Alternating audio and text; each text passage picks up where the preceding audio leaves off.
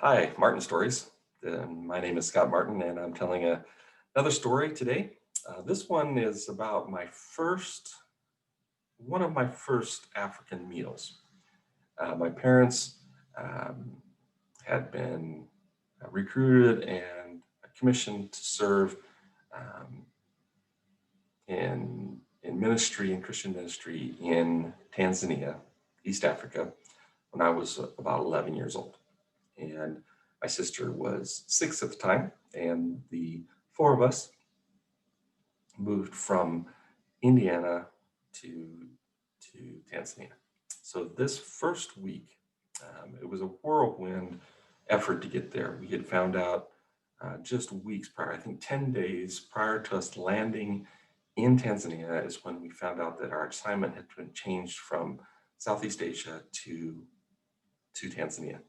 And in the course of that time, we'd received all of our immunization shots, which meant that all of us were suffering a little bit from doses of cholera and typhoid and yellow fever and whatever other shots they'd given us in small doses. We'd all been quite sick, packed up all of our things, gotten on international flights, flown 2 8.5 hour flights from the US to Arusha, Kilimanjaro International Airport in Arusha, where we met a large group of other missionaries um, and um, and leaders, and um, began our trip across country. Now, my first actual meal in Africa was kongoni, which no one would tell me what that word meant. That's not an English word. It's a Swahili description of an animal that lives, a wild animal, and one of the families there hunted for meat and had shot a kongoni. I didn't know what it was. I was very hesitant to eat things I don't know what they are. I'm all up for cultural experiences, but this was a bunch of white people trying to make a scared kid eat something. I think I settled for fruit and went to bed. Um, Day 2 or 3 has us traveling across country from Arusha to Musoma, Tanzania, where we will study foreign language. To get there is not a simple task. We spent the next night in Mbulu, um, where the church had a small Bible college, and um, the next day we headed out toward Musoma. Um, in the morning, on the way out, my dad was driving a Land Rover Series 1 short wheelbase, hit a significant hole going too fast. The engine bounced off the engine mounts and went through the radiator. Um, that disables the vehicle. A mechanic was fetched and came with his tools to the side of the road, where he and a couple of his uh, assistants remounted the engine back onto the engine mounts, and fixed the radiator there on the side of the road. This was going to take all day. It was not an overwhelming project. It was something they knew they could do, but they knew that it would take the whole day. And so, with an extra day now at hand, um, Bob, who was the head of the Bible school and kind of our leader there in Tanzania, decided that he would take myself and my dad down to Babati, where we will be stationed after language school. And it's a couple of hour trip from Mbulu down to Babati. We drove down. I've been in the country now 3 nights, maybe 2 or 3 nights. Still pretty jet lagged, um, but I dozed my way down as we drove down off the escarpment down to Lake Babati and the small town of Babati, where we will be stationed. And upon arriving at a tour of the place, it's about lunchtime, and Mama Lydia comes out, and now she's called Mama Lydia By tradition in this part of Tanzania, you're called by your eldest son's name, which should have made her Mama Alagusi, because Alagusi is her firstborn male. But she's progressive, and her firstborn was a female named Lydia, and so she is called Mama Lydia. Only they didn't know that we were coming, but didn't want us. Hospitality is such a high virtue in Kenya and Tanzania, and Mama Lydia was not going to let us leave without lunch, and so was preparing us lunch. So we got our tour. We're going to go in for lunch, and that would be my first African meal in Bugatti. So we went into the room where she's prepared lunch. Now, here's where a little description is helpful. The room is in a tin building. Corrugated tin roofing materials has built this building. And the building was built as like a storage building. It's all tin. It's where the wood and the cement and things were housed when the building was under construction. The building is now, next door is now built, but not yet occupied. So this building, which had been a storage building, is now converted into a kitchen to serve meals in the conference center next door. It's 2 rooms. One room has a dining, like a table in it, and the other room is the kitchen, but it's all one probably 12 by 12 foot, 4-meter structure out of corrugated tin. This is Tanzania during a drought. There hasn't been rain for months. It's extremely dry and extremely hot, like equator hot, probably to the tune of about 90 degrees. Direct equatorial sunlight on a tin building makes the inside of the building oven temperature.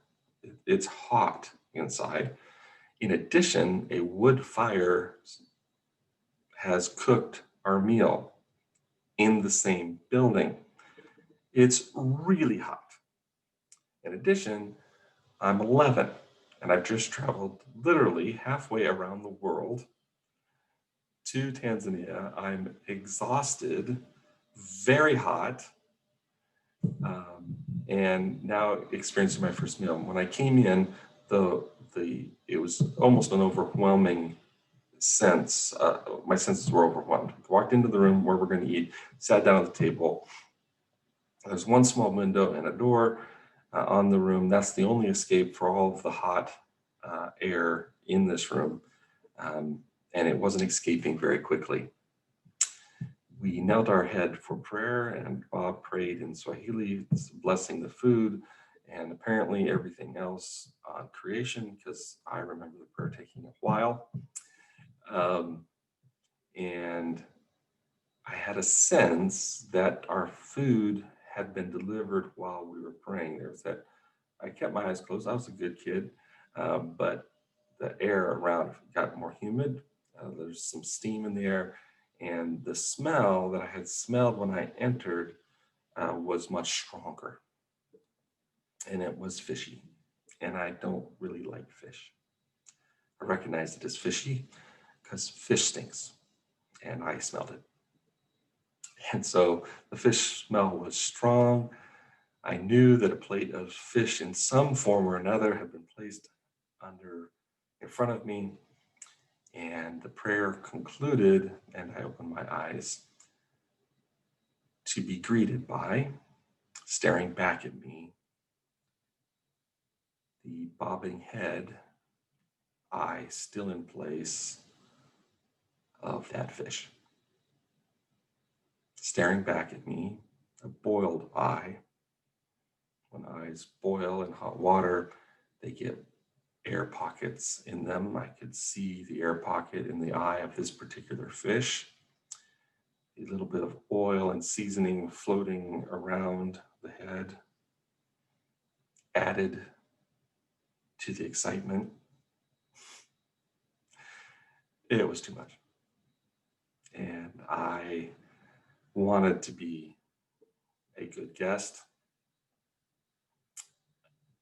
and felt like vomiting in the bowl of food in front of me was probably not the most good guest thing I could do. So I quickly excused myself to go out for some fresh air. I was very tired. It was an honest request.